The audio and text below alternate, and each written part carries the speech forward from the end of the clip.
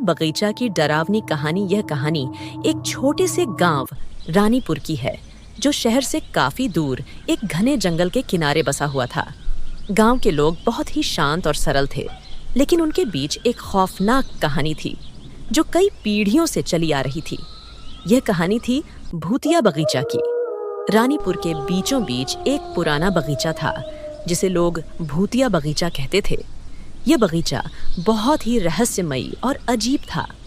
कोई भी इस बगीचे के पास से गुजरने की हिम्मत नहीं करता था, खासकर रात के समय। बगीचे की हवा में एक अजीब सी खामोशी छाई रहती थी, जैसे वहां कुछ हो रहा हो जो किसी को पता न हो।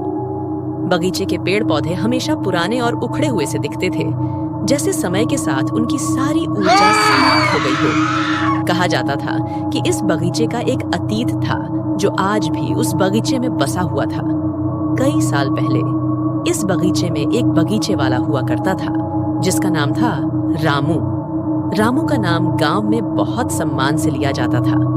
वह न केवल बगीचे का ध्यान रखता था, बल्कि गांव के हर घर में खुशियां लाने की कोशिश करता था। वह हर सुबह बगीचे में जाकर पेड़ पौधों की देखभाल करता था, उन्हें पानी देता और बगीचे को हरा भरा रखने के लिए मेहनत करता था। लेकिन एक दिन रामू अचानक गायब हो गया। न कोई सुराग, न कोई जवाब। गांव वालों ने उसकी बहुत खोजबीन की, लेकिन वह कहीं नहीं मिला। कुछ लोगों का कहना था कि वह बगीचे में ही गायब हो गया था, जबकि कुछ का मानना था कि वह कहीं दूर चला गया था। लेकिन असली सच कभी पता नहीं चला। रामू के गायब होने के बाद गांव में अजीब घटनाएं घटने लगीं।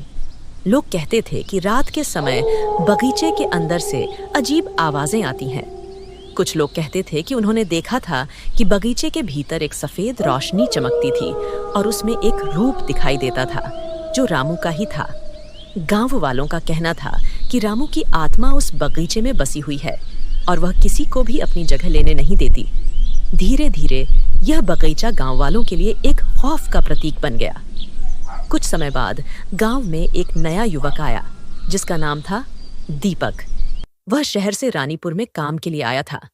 दीपक को पुराने किस्सों और अफवाहों पर विश्वास नहीं था और उसने यह तय किया कि वह खुद बगीचे में जाएगा और सच जानने की कोशिश करेगा।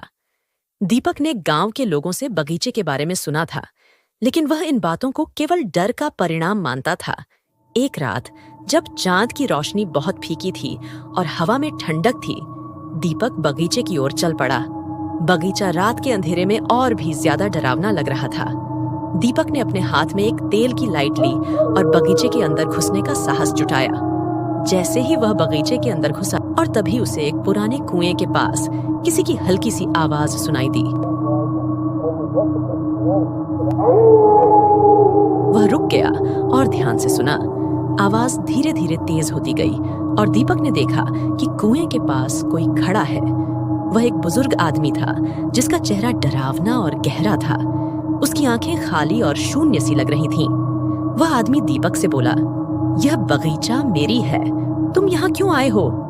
दीपक थोड़ी घबराहट महसूस करते हुए बोला, मैं केवल सच जानने आया हूँ। बूढ़े आदमी ने कोई जवाब नहीं दिया और उसकी आंखों में एक गहरी नफरत थी। दीपक ने महसूस किया कि वह आदमी सिर्फ एक भूतिया आत्मा है जो इस बगीचे में बसी हुई थी। जैसे ही दीपक ने पलटकर भागने की कोशिश की, वह आदमी अचानक गायब हो गया और एक जोर की चीख के साथ दीपक को घेर लिया। दीपक ने जैसे तैसे खुद को छुड़ाया और बगीचे से बाहर भागा, लेकिन उसके पीछे कोई भी आवाज नहीं आई। वह डर के मारे कांप रहा था और उसकी सांसें तेज हो गई थीं। अगले दिन दीपक ने गांव के बुजुर्गों से सुनी कहानी को सच्चाई के रूप में स्वीकार कर लिया। गांव वालों का कहना था कि बगीचा किसी शापित आत्मा से भरा हुआ था और जो भी इस बगीचे में घुसता था वह कभी बाहर नहीं लौटता था।